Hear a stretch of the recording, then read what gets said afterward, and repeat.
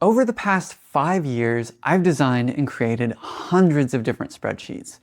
And you know what's one of the most common calculations that I've put together over and over again? Calculating totals across the 12 different months. And there are a few different ways that you can do it. So in this video, I'll show you the method that I've found to be the most effective after years of practice, so you can have this in your back pocket to use whenever you need it. To start, how does your spreadsheet need to be set up to calculate totals across 12 different months?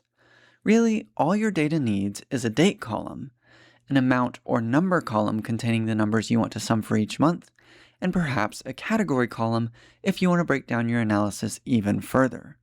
You'll also want a space where you can specify the year, and a space where you can select a category if you want to consider that in your calculations as well.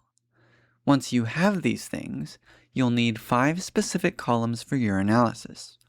One for the month names, one for the month numbers, a start date column, an end date column, and a total column. Now, the first things that you want to calculate before you calculate the totals are the start date and the end date for each month. To get the start date, use the date function, reference the year, ensure this is an absolute reference with $signs, then the month number, and finally enter a 1. This gives you the first day of that month, and you can copy the formula down to get the rest. Now, the end date. How do you calculate that? For this, use the EOMonth function, select the start date, then enter a 0 for the second argument, and press enter. This gives you the last day of that month, and you can copy the formula down for the other months as well. With your start and end dates now calculated, you're ready to calculate the total for each month. Starting with the first month, enter the formula, equals, SUMIFS function, and for the first argument, select the number column that you want to add up. Then add $signs to make it an absolute reference. For the next argument, select the date column, and make this an absolute reference as well. For the third argument, enter quote, greater than, equals, quote, ampersand, and select the start date. For the next argument, select the date range again, and make it an absolute reference.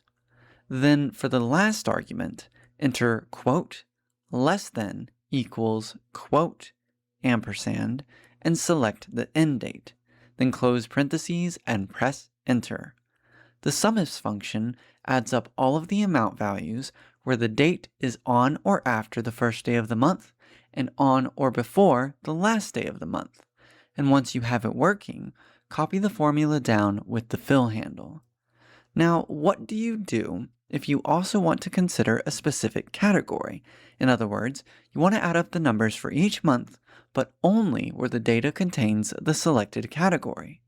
Well, your formula is going to be just like it is before, but you're going to add 2 more arguments to the end of it. For the first one, you select the range of categories, make it an absolute reference. Then for the last argument, select the chosen category and make it an absolute reference, and you have your formula. Then you can just copy it down and you have a total for each month, but only for those numbers that match the chosen category. And if you change the category, all of the totals update. Now another fun question is, how do you take data like this and sort it by a specific column or filter by a specific value? Well, to answer that question, watch this video next where I cover everything you need to know about sorting, filtering, and organizing your data in Google Sheets with just a few clicks of your mouse.